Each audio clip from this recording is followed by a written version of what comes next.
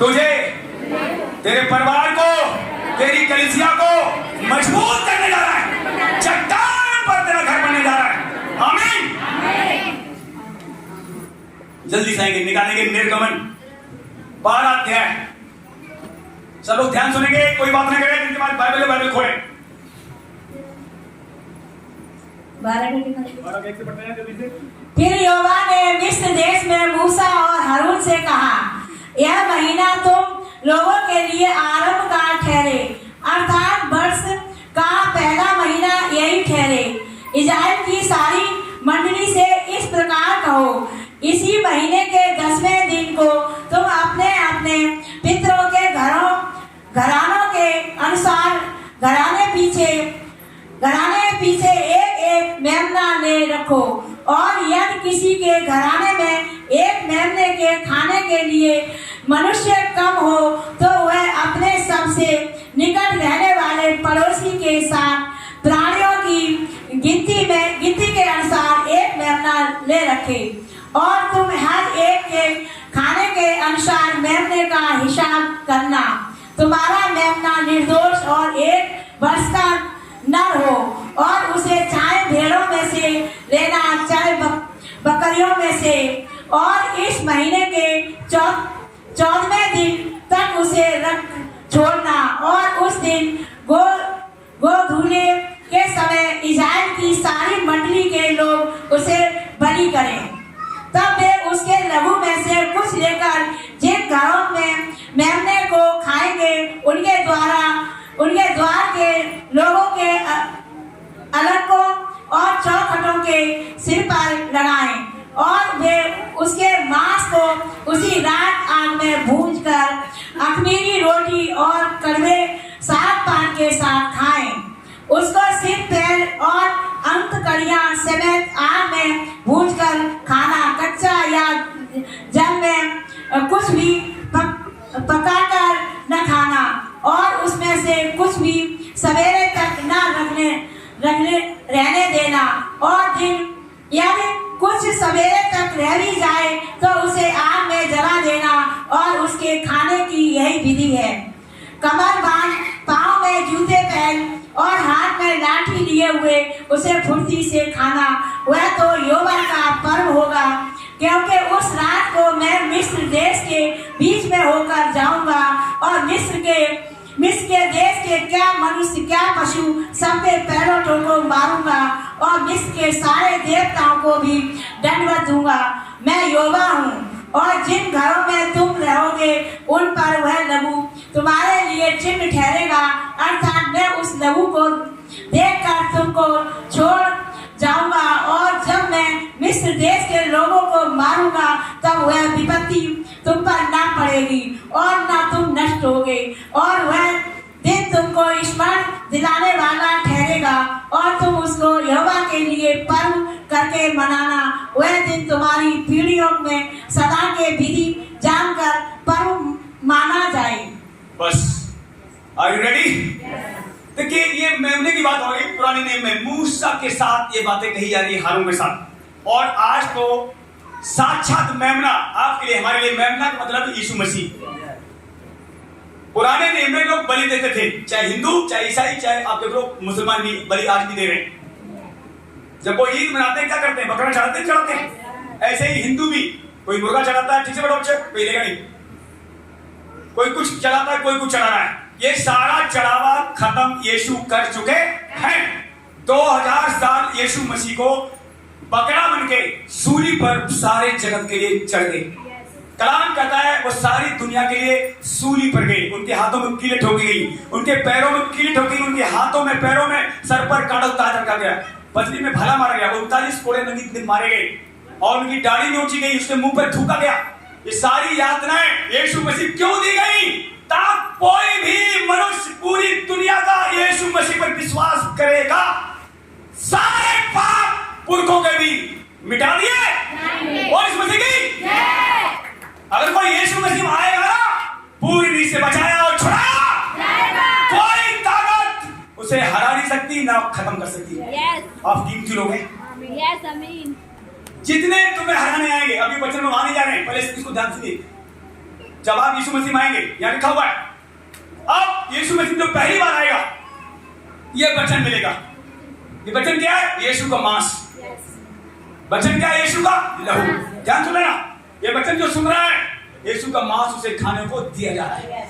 अब जब मूसा से कहा, जब एक एक घराने में, देख लेना, 1 साल का मेमना हो, बकरा हो, चाहे भेड़ में हो, 1 साल का हो और नर हो, मादा ना हो, साफ सुथरा हो, निर्दोष हो, लंगड़ा लूड़ा बहरा अंधा ना हो। उस समय पुरानी नहीं बात कर रहा हूं, उसमें कोई कुटिलता, तब उसको क्या करना है? आपको बलि देना है।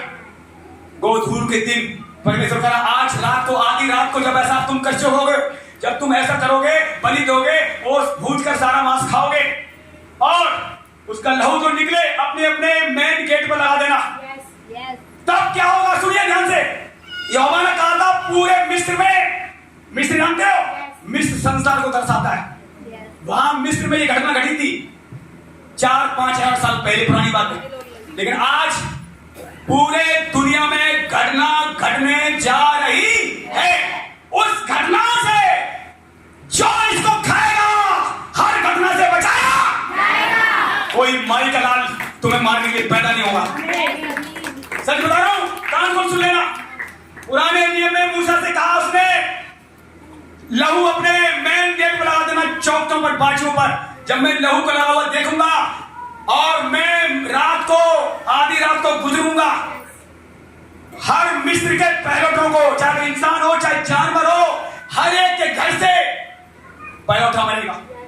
और जब मैं तुम्हारे गेट पर लहू लगा हुआ देखूंगा, तुम्हारे अंदर गेट में नहीं जाऊंगा, तुम्हारे आगे से गुजर तुम बच जाओगे। और इस मसीह की आज आप और हम बचाए गए, छुड़ाए गए लोग हैं, इसलिए चीखते चिल्लाते हैं। किसके लिए? यीशु के लिए।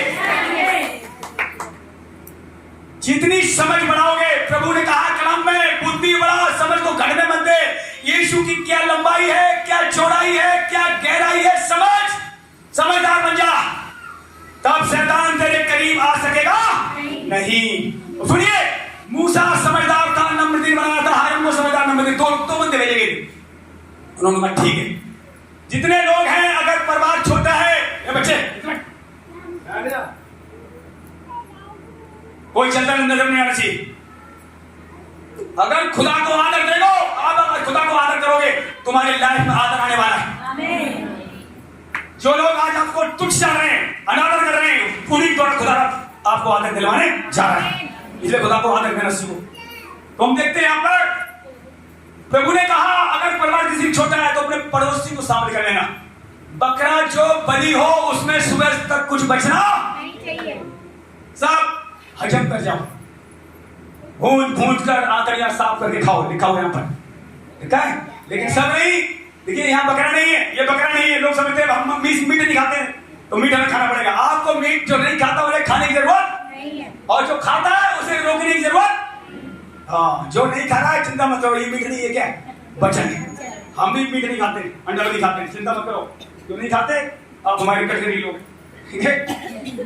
कलाम तो ये कहता है, भला तो ये है न मांस खाना, दाखरस भी, ऐसा कोई काम न कर जिससे तेरा भाई ठोकर खाए।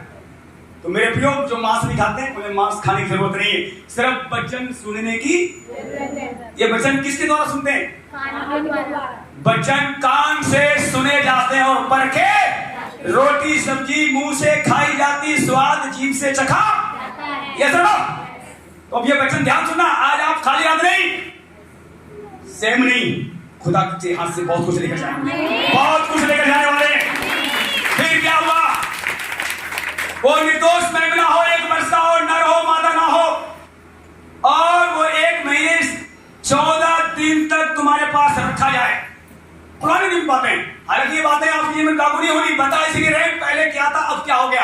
अब तो प्रभु ने आपको यीशु मसीह मिल गया है। अब यीशु मसीह क्या कह रहा है? जो मेरा मांस खाएगा, लहू पिएगा, वो मुझ में स्थिर हो जाएगा। स्थिर कौन होना चाहता है? जो उसे पड़ेगा। स्थिर वही होगा, वही ताकतवर बनेगा, वही शैतान को मार के भगाएगा जो इसे हर दिन। आज लोग डरते, क्यों डरते हो? तुम इसे नहीं सुनते हो, इसे नहीं पढ़ते हो। आज लोग व्यवसाय में फंसे हुए, नशे में फंसे हुए, बीमारी में क्यों फंसे हुए हैं? इसमें भी कमजोर है आप, इसमें और बढ़िए। सच। तो देखिए यहाँ पर क्या हुआ, फिर आगे क्या हुआ, देखिए हम देखते हैं यहाँ पर, और आगे से जल्दी जल्दी जाते हैं। भून कर खाना और सुबह तक कुछ ना बचना चाहिए। अगर बच भी जाए तो उसे आग में जला के खत्म कर देना। और कैसे खाना है? कमर को बांधकर, पांव में जूते पहनकर, और यहोवा का पर्व होगा ये, क्योंकि वो उस रात को मैं मिस्र देश के बीच में होकर जाऊंगा, और मिस्र के देश के क्या मनुष्य क्या पशु सबके पहलोटों को क्या करूंगा? मारूंगा। और आज अंतिम दिनों में पता कौन मरेगा? ध्यान सुन लेना, क्रोध आने वाला है। अभी तो इजराइल से झगड़ा शुरू हुआ है और उसी पड़ोसी देश साफ हो रहे हैं, बाद में नंबर इधर भी आने वाला है। किधर? आप ही मत सोचना हिंदुस्तान में नहीं आएगा। हिंदुस्तान कितने राज्य को बताएगा? कितने राज्य? जो लोग पढ़ने वाले बच्चे बताएं। हम तो पढ़ाई छोड़ दी कम से कम 30 साल हो गए। कितने राज्य हैं? 28 है, 29 है? पक्का? हमें पता नहीं, अब पूछ रहा हूं, इसलिए पूछ रहा हूं। हिंदुस्तान कितने राज्य हैं? 28 है ना? 28 राज्य हिंदुस्तान में। कान खोल सुन लेना, यीशु मसीह ने कहा था अंतिम दिनों में एक राज्य दूसरे राज्य पर चढ़ाई, वो यहां भी होगा। कब होगा? जब उधर खात्मा होगा, तब इधर नंबर आएगा। तब तक और आप हम यहां से गायब हो जाएंगे। और इस मसीह यहां से गायब होने वाले लोग, बता रहा हूं सच्चाई, जो ईमानदार बनेगा, अपनी तैयारी करेगा, व्यभिचार छोड़ेगा, नशा छोड़ेगा, लूटना घसोड़ना बंद करेगा, वो यीशु के लिए तैयार हो। और यीशु से पता क्या कहता? तुम मेरे साथ रहोगे। पिता के घर मेरे बहुत सारे स्थान हैं, तुम्हारे लिए मकान मैं स्वर्ग में बनाने जा रहा हूं। जब मैं मकान वहां बना लूंगा और तुम्हें लेने आ जाऊंगा, तब तक मैं मकान बना रहा हूं, तब तक तुम यहां तैयार हो जाओ। वहां मकान बन रहे और यहाँ कलिसियाएं तैयार हो रही। जैसे ही मकान बन जाएगा, कलिसियों को यीशु लेकर अपनी दुल्हन को चला। एक गीत पता नहीं, अभी हम गए थे मीटिंग में, अंकल बुलाया था, उड़ जाना है, उड़ जाना है। कौन सी गीत है? हमें तो आता नहीं। यीशु की दुल्हन को। पंजाबी लोग आए थे कुछ फास्टर, 8-10 फास्टर आए पंजाब से, उन्होंने इतना अच्छा गीत गाया, मैंने सोचा था ये रात भर गीत गाए तो वही रुके। यह गीत में भर दिया सुन, उड़ जाना है यीशु की दुल्हन को। तो आपको उड़ जाना है, नंबर आ रहा है, नंबर आ रहा है, उड़ जाने तैयार हो जाओ। और एक गीत अंशुमन ने भी गाया था, आत्मा से भर जाएंगे, हवा में उड़। याद है ना गीत? महफिल है मसीहा की, शान है मसीहा की, महफिल सजाने हम। ये महफिल पता, यीशु मसीह लोग सजाए जा रहे हैं। कहां से? अंदर से, बाहर से। क्रीम पाउडर लगाना छोड़ दो, नहीं तो लोग लाइन मारते रहेंगे। सही बता रहा हूं, जवान बच्चों कान कर सुनो, ऊपर का चेहरा मत लगाओ, लिपस्टिक मत लगाओ, क्रीम पाउडर। यीशु के अंदर तैयार हो जाओ। ऊपर वाले फेल हो सकते हैं, अंदर वाले हमेशा पास रहेंगे। ऊपर वाले फेल हो जाएंगे जो ज्यादा क्रीम लगाता है। मैंने देखा अपनी लाइफ में, बाल सफेद हो गए फिर भी लोग पाउडर लगाते हैं। आज तक मैं पाउडर नहीं लगाता, और देख लो तुम्हारी ज्यादा चमक मेरे भाई की नहीं। अपना चेहरा देखो, मेरा चेहरा देखो, आज तक क्रीम पाउडर वैसलीन कभी लगाई नहीं है। और 70 साल वाले बैठे पीछे, देख लो क्रीम लगाते हैं, पाउडर लगाते हैं, लेकिन हाथ लगा दो, 70 साल वाले पाउडर भी लगाते हैं, पूछ लो। लेकिन मैं पाउडर लगा किसी को अपने पास खींचना नहीं चाहता। सेंट लगाना छोड़ दो, सेंट लगाओ, दुष्ट आत्मा पीछे हो जाएंगी, बता रहा हूं। दुष्ट आत्मा खुशबू मांगती, सेंट चाहती है। अगरबत्ती धूपबत्ती कौन मांगता है? हमारा परमेश्वर ना धूपबत्ती चाहिए, ना अगरबत्ती चाहिए, ना सेंट चाहिए, ना क्रीम चाहिए, ना पाउडर चाहिए, उसको मसा चाहिए। मसा, मसा, लगेगा मसा।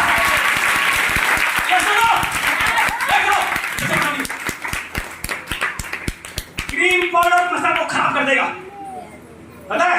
जब क्रीम पाउडर अब्राहम से कहा था, अब्राहम की पत्नी से कहा था, देखो अब्राहम पत्नी कैसे संभालती, सोना चांदी कम था उसके पास क्या? अब्राहम के पास उन दिनों में वो गवर्नमेंट से धनी था, लेकिन उसकी पत्नी सोने चांदी पहनती, सादा सिंपल रहती थी और अपने पति को स्वामी कहती थी। और इस पति की आज जितना बहनें बैठी अपने पति का भय मानोगे, मारा मार कर दी जाओगे। पति जैसा भी है काम कर, उसका आदर कर, क्योंकि पत्नी का सिर कौन है? पति। पति के सिर कौन है? यीशु मसीह। यीशु मसीह सिर कौन है? परमेश्वर। और परमेश्वर के ऊपर कोई है ही नहीं। और इस मसीह की ये समझ में होनी चाहिए मेरे प्रियो। इसलिए आखिर हुआ क्या? आगे चलते हैं कि क्या हुआ आगे। आगे प्रभु ने कहा मैं मिस्र में निकलूंगा आधी रात को या लिखा मैं निकलूंगा और मिस्र के सारे, मुझे तो नाम आपके सामने ले रहा हूं, बाहर गली में नाम ले हुए तो लोग लड़ाई करने लगेंगे। क्या लिखा हुआ है? इसके पहले कोई पढ़े दोबारा आप पढ़ोगे। आपके बात थोड़ी धीमी है, तेरे बात बहुत तो बाहर जाएगी। फिर भी हमें डरने की जरूरत नहीं है, हमें बोलने की जरूरत है। कहां से बोल रही है? 15 से आगे से बोलो। 12 से नहीं, हाँ 12 से पढ़ोगे दोबारा। क्योंकि उस रात को मैं मिस्र देश के बीच में होकर जाऊंगा और मिस्र देश के क्या मनुष्य क्या पशु सबके पैरों को मारूंगा और मिस्र के सारे देवताओं को भी मैं दंड दूंगा। बस मिस्र में सुनिए, मिस्र में जितने वहां उस समय देवता थे, खुदा कह रहा है मैं उनको दंड दूंगा। और आज अंतिम दिनों में सपने हम पढ़ लेना, जितने सारी दुनिया के देवता हैं उनको मैं भूखा मार दूंगा। एक एक देवता बचेगा नहीं। अब बताओ जो देवते के पीछे बचेगी क्या? मैं बुराई नहीं कर रहा हूं, जो लिखा भाई हकीकत सच्चाई बता रहा हूं। जिन देवताओं ने, जिन भगवानों ने आकाश पृथ्वी को नहीं बनाया है, पृथ्वी के ऊपर से आकाश से नीचे नष्ट फिनिश हो जाएंगे और उनको चाहने वाले मानने वाले कैसे बच सकते हैं बताओ। लेकिन जिसने सब कुछ बनाया है, जो सबका लेखा लेने आ रहा है, वो हमें मिल चुका है। उसका नाम जोरावर यहोवा है और यीशु मसीह के नाम से जोरावर यहोवा हमारा पिता बन चुका है। इसलिए डरने की जरूरत नहीं है, सच्चाई बताने की जरूरत है। अगर सच्चाई आपने नहीं बताई तो लोगों को क्या होगा? लोग मर सकते हैं, लेकिन आज लोग सच्चाई छिपा के रखते हैं। सच्चाई पता, सच्चाई लोगों छिपाई कब? जल्दी से क्वेश्चन आएंगे, निकालेंगे। रोमियो 1 अध्याय 18 जल्दी पढ़े तो तेज स्पीड में। रोमियो 1:18, बाकी यहीं आएंगे वापस में जल्दी। सच्चाई लोगों ने शुरू से दबाई है,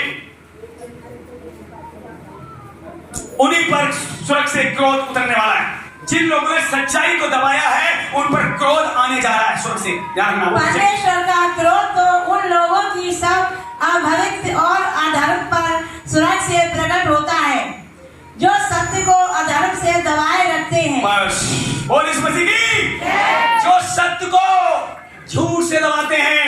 इधर देखिए मेरी तरफ, जो लोग पुराने चाहे नए सब देखना, ये ऐसी चीज है पता है आपके घर में से कहां रखना चाहिए। अब यहाँ कोई बहुत सारी पुस्तकें नहीं, ये पुस्तकें है या और कोई सामान रखा है, ये भी रखा मान लो यहाँ पर, ये पुस्तकें यहाँ नहीं, ये इसको रखना चाहिए। यस या नो? सबसे ऊपर जो इसे रखेगा उसको सबसे ऊंचाई पर पहुंचाया पहला स्थान से चाहिए तो चाहिए। खुदावन तुम्हारा मुहताज नहीं है।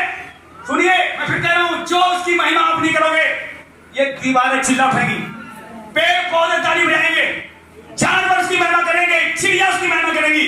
अगर इंसान महिमा नहीं करेगा तो जानवरों से चिड़ियों से महिमा ले लेगा और पत्थरों से संतान पैदा कर लेगा।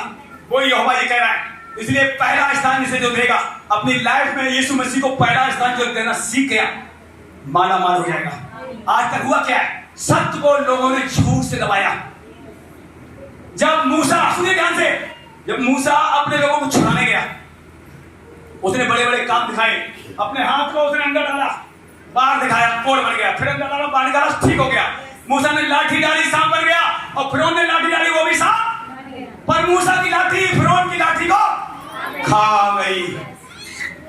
फिर भी फिरौन जाने दे रहा, बड़े बड़े काम दिखाए, 10 विपत्तियां भेजी। अब सुनिए मिस्र में क्या क्या होता था। मिस्र में पानी की पूजा होती थी, जानते हैं पानी को? कुछ लोग हिंदू भी पानी पूजा करते हैं, गांव में नल को पूजते हैं। मेढक की पूजा होती थी, डांस टिड्डियों की पूजा होती थी। जितने लोगों को उसने मारा मिस्र में, उनकी सबकी वो पूजा करते थे, आराधना करते थे। बताओ, टिड्डी, डांस। और अपने हिंदुस्तान में गाय, बैल, भैंस, कुत्ते, बिल्ली पूजा हो रही। कितना इंसान गिर गया है। क्यों गिर गया है पता है? क्या लिखा हुआ है? अगर आप बैठे में जाएंगे, जल्दी से निकालें, जल्दी निकालें। भजन संहिता 14 अध्याय, उसका एक से जल्दी पढ़ेंगे, जल्दी स्पीड। क्यों इंसान गिर गया? उसके बाद रोमियो 1:18 में जल्दी से वापस आए, उसको पढ़ेंगे जल्दी से। 14 के। मूर्ख ने अपने मन में कहा, कोई परमेश्वर है ही नहीं। वे बिगड़ गए, उन्होंने घिनौने काम किए, कोई सुकर्मी नहीं। एक भी नहीं, कोई भी सुकर्मी नहीं, यानी कि एक भी नहीं। उन्होंने क्या किए? घिनौने काम किए। उनके मुंह से निकला कोई परमेश्वर है ही, और हमारे मुंह से निकल रहा यीशु ही परमेश्वर है। इसलिए सब बुराइयों से बचाया जाएगा। निश्चय ही जो कहता है यीशु ही परमेश्वर है, हर प्रकार की बुराई से, बीमारी से, गरीबी से, कर्जे से, आने वाली घटनाओं से आपको बचाया जाएगा। लिख के रख लेना, डेट, तारीख, ये बचने वाला इस समय नोट कर लेना। 12:35 पे आप लिखो, डायरी में नोट कर लेना। अगर आपने खुदा का भय मानना शुरू किया, देखना अगले 2 महीने में लाइफ आपकी चेंज होगी।